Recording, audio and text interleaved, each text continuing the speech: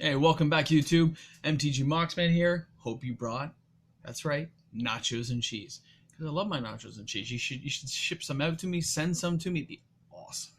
I could go for some right now. I always have room for nachos and cheese. I don't know what it is about it. Especially when I can do like a fry supreme version with like meat and stuff on it, bacon mixed in there. Oh, it's so good. Anyway, hope everyone's having a great day. The reason for our chat tonight, and it is tonight here in Canada, I thought today we go over a few of the. I sold recently a couple of older boxes, which I had mentioned to you guys. A nice guy here in Canada bought them. I thought we'd go over a few of the, older sets, just for some fun, reminisce a little bit for those of you who, by the way, probably never even saw these, unless you've been around a long time. A lot of the newer players who are like 15 years or less, these are well beyond your time. You're kind of going, really? Other than maybe a video of some time? No, I get it. So. Let's start with Homelands. Now, at the time, don't forget, these came in 60-pack boosters. Okay, 8 cards in each one, 60-pack booster. Few very memorable cards. One being Autumn Willow, because she couldn't be targeted by spells or effects your opponent's control, which was kind of a big thing. Aeron the Relentless. He was like a 5/2. They didn't call it haste back then, but anyway, it said he can attack the turn he comes into play, and 3 to regenerate. So he was like a beast for 5. Lots of memorable cards, and I remember as a young teenager saying like, these cards are awesome. You can't be stopped. Like, this set is so powerful compared to what I've been playing with, and it seemed it at the time, right? You realize now, looking back, this was not a powered set, but in my small town, this is what we had. You know, we had Revised and this and a few other sets, and it was awesome. And the story was rich, right? It was a good story, guys. They had guys like Baron Senior and stuff like that. Like they could actually resurrect a lot of the stuff in this storyline because it was so well done. Bring it forward to future stuff, and it will play well. And don't be surprised if Wizards doesn't do that. They've been tapping into some old stuff in the last few years, so don't be surprised if they bring that forward, even in a new Modern Horizons set, or tap into like a Dominaria thing. So pretty cool. Now, I'll put Homelands over here. Our next little bitty, Ice Age. Classic, man. Ice Age, I was still, I guess, a relatively... Oh, by the way, see? Circle seal. There's a hole there, right? But not... See it? That's how they used to do it back then. It wasn't like a full seal. But at the time, guys, this was a big deal, okay? Like, this was a new set. We loved it. Look here, it says $4.50 per pack is what it says here. They didn't sell for that much. I think they were $3 a pack back then, or $3.50. But it was pretty cool to see Ice Age with snow-covered lands. And the reason I'm mentioning this set over other sets I have up on the shelf is the fact this box in particular has been on the move. I'm quite tempted to... I only have one box. Like most of the stuff, I just have one box of it from when I used to do booster drafts. I'm very tempted to move this box because at $600-700, it's going to fetch a pretty penny to expand my collection to newer sets going forward. So it's kind of hard not to be tempted to do that yet. But the hard thing is this is one of the prime sets I played. I played basically Beta Unlimited, Revised, and Arabian Nights. It's kind of a big thing. So, and this is the first big one that I, as a teenager, had lots of money to spend. So I think I bought a box, like a whole box, and that was considered crazy back then. So it was pretty awesome. And the idea of snow-covered stuff was kind of crazy, although the set, again, was pretty underpowered for the time. But the lethal card back then, do you know what the lethal card was? Jester's Cap. 4 to cast, I believe. 3 to use it or 2 to use it. Search target opponent's library and remove 3 cards from the game. Damn. Can you imagine using that now with Mirror Maid and start copying stuff and making like 8, 12, 16 of them? And just start taking everything out of people's decks? Just make the deck into all land, or what people did was take land out and remove land. So all of a sudden, you had 22 card land deck, and I removed 6 in a couple of Jester Cap. It was brutal. I mean, we were trading 3-4 dual lands to get a Jester Cap back then. It was pretty crazy. So Ice Age had some very memorable cards. Oh, saving that one for last. So I'm going to save this one. This one is going last. This is not coming up. All right. Saviors of Kamigawa, followed by Champions of Kamigawa, and then Betrayers of Kamigawa, which I'm selling my one box. I'll sell this one too. It just hasn't gone up enough in value. These are all from my booster draft. This was a time in Magic when I wasn't playing anymore. I came across these later on when I was getting back into Magic. I got back in at Lorwyn. I left in Tempest. I came back in Lorwyn. It's quite a gap.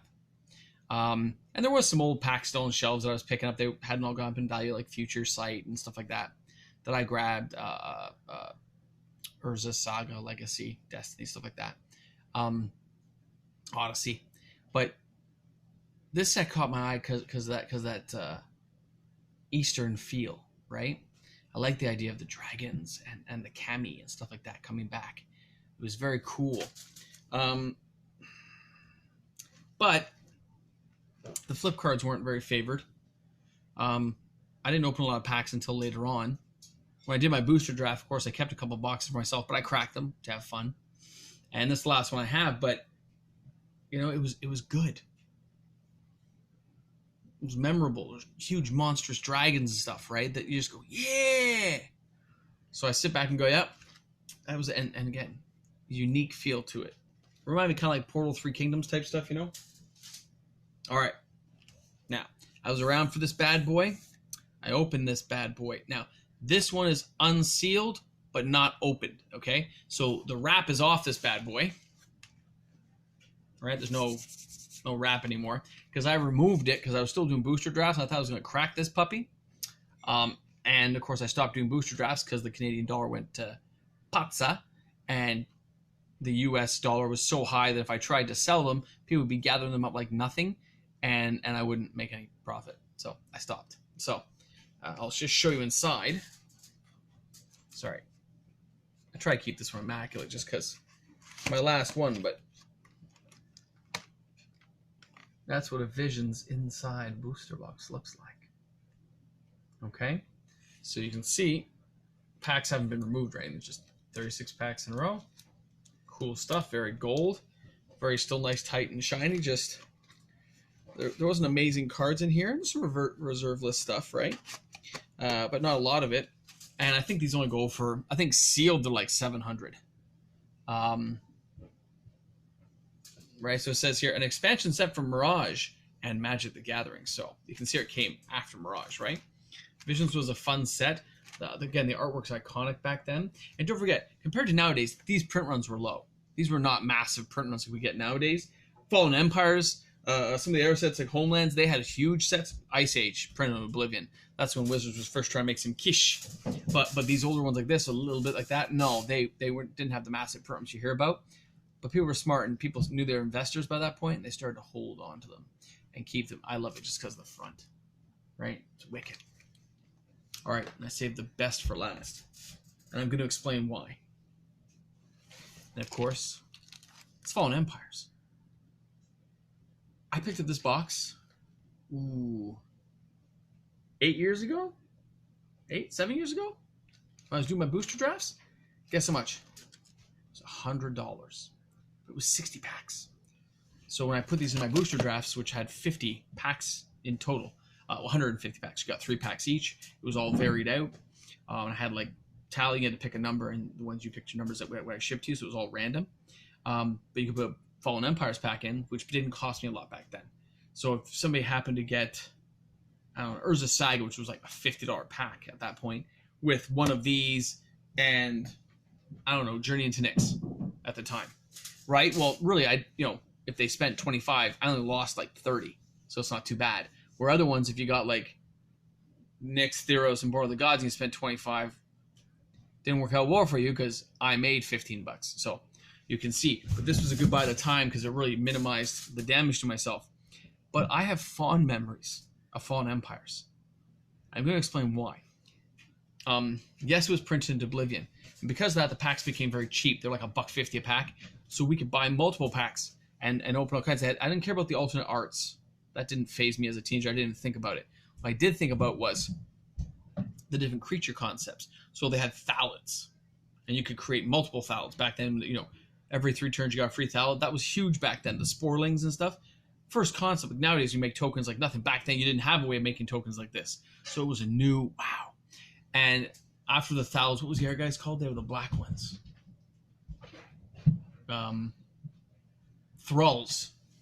Thralls, and they had like Thrall champions and things that boosted up your Thralls. Thrall breeding pit that made 0-1 Thralls. When there was Thrall champion, they gave you Thralls +1/+1. So there's ways of pumping them up, and you're just like, crazy. And we did not know they were weak.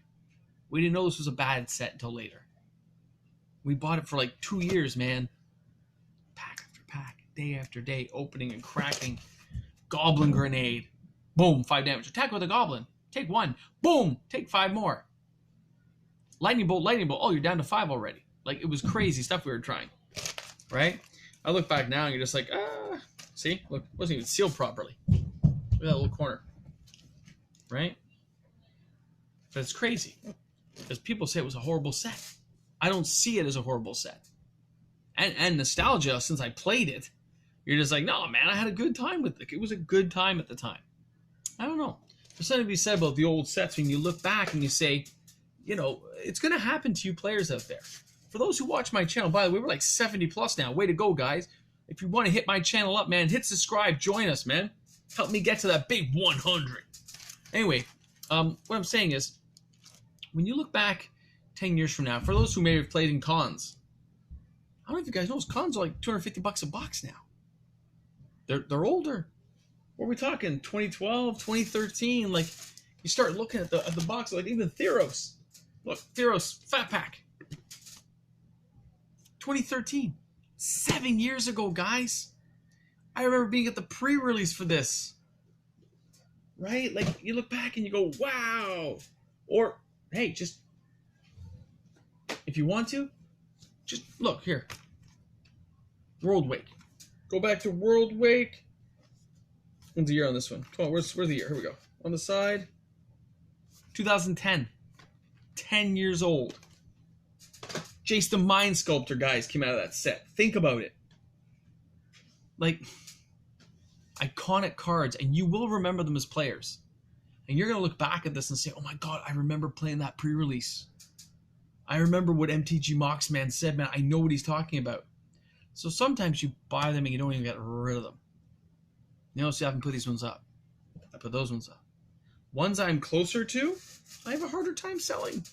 You get attached. Memories get involved. And you just go, wow, I'm not ready to let that bad boy go. Whereas newer sets, I love opening them. I love the pre-releases. And the nostalgia will build, which is why I buy multiple boxes. So I don't have to sell them all. I can sell 2 or 3. Right? You guys see, I buy 6. I open 2 for you guys. I keep 4 for me. And then over the years, when they boost and double in value, I can sell 3. And because of people like Tristan who've helped me get back into kind of like moving some of the singles, I've already mitigated a lot of the damage, price-wise, that I took opening these. I mean, hell, I'm on Patreon. I don't have any patrons, though. I should go and like see if I can get enough people together, and we'll all pitch in a few bucks, and we'll crack a box, and we'll send the box to you guys. Right? I guess I actually don't even need Patreon to do that. You guys trust me, you could just e-transfer or something, I guess, right? Something like that. I don't know, something to think about for the future. If you know what, if you're interested in that, if we like crack an older box or something and we split it up amongst ourselves and we take equal parts in it, we just do the packs out and open them and then send them out, you guys let me know, man. Hit the comment section. We need enough people. But let's hit up and see if we get enough people interested. Probably not. But still, because it's still a lot of money. Anyway, I thought I would just share that with you guys today. A little bit of the nostalgia of Magic today. And how it's going to hit you guys. Even if you're new players only 5 years in. And you've only been here since Shadows over Innistrad. It's going to hit you. And it's pretty cool when it does. That's why a lot of us never leave Magic. It's cool. Anyway, enjoy the nachos and cheese. Hope you guys enjoy this little boomstick action. And have a great one. I'll see you all tomorrow. This is MTG Moxman. I'm out of here. Thanks again.